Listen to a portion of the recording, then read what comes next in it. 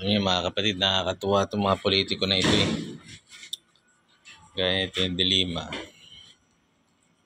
Talagang gusto pa nila mag-motion for reconsideration doon sa desisyon ng Korte Suprema.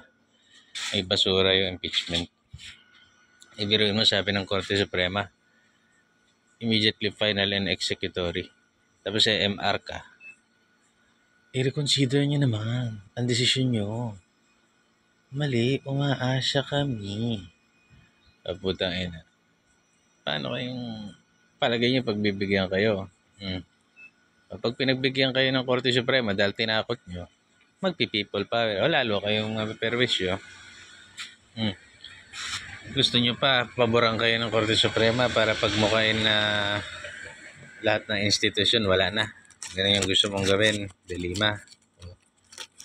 Alam nyo nung kampanya noong 2022, sabi ni Kiko Pangilinan, ipahukay natin si Ferdinand Marcos sa libingan ng mga bayani. Pahukay daw.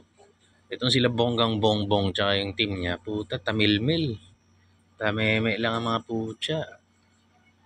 Sila pumalag. Puta, nung yun pala, gusto nilang i-please itong grupo nitong mga bugok na ito.